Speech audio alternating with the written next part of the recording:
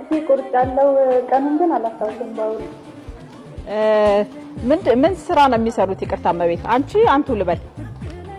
አንቺ ወይም ችግር የለውም። እሺ ስምረት እባላለሁ። ስምረት ማ?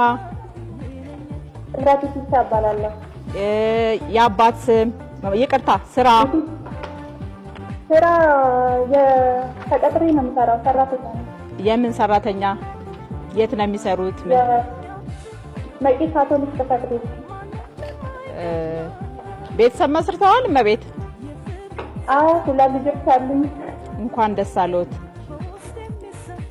ማለት እሺ ከየት አካባቢ ነው? የት አካባቢ ነው?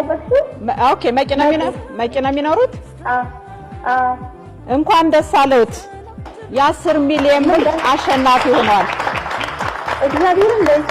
እግዚአብሔርን ወይኔ እመቤቴ ድንግል ማርያም ሰምታኛለች። ሰምታሻለች። አዎ ሰምታኛለች። በእናትሽ በጣም ታለንት ነበርኩኝ። አመሰግናለሁ። እንኳን ደስ አለሽ። እንኳን ደስ አለሽ። እንኳን ደስ አለሽ። አመሰግናለሁ እናቴ። እግዚአብሔር ይስጥልኝ። እግዚአብሔር ይስጥልኝ። እጅግ በጣም እኔም አመሰግናለሁ። ምን ላድርግልሽ? እስኪ ምን ልታልሽ? ምንም አትከፊም። ስራዬን ነው የሰራሁት። አንቺ ግን እንኳን ደስ አለሽ።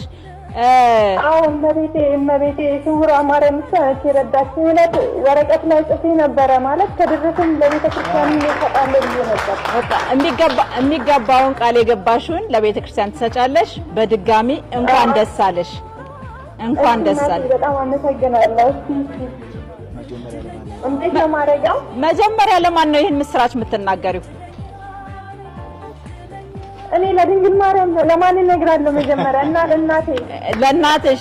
እሺ ለባለቤትሽስ? ለባለቤትሽስ? እሱ ግድ ነው እነግረዋለሁ። እሱ እኮ ያውቃል።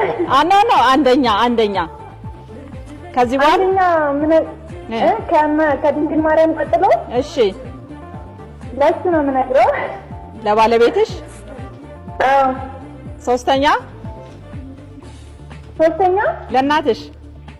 ለእናቴ። ያው በእናትሽ ደስታሽን ፍጻሜውን ያሳምረው። እንኳን ደስ ያለሽ በድጋሚ። አሜን አሜን። እሺ እናቴ፣ አንቺም እግዚአብሔር እንደዚህ መልካም ዜና ያስረዳኝ። እሺ የምትዩ ነገር አለሽማ?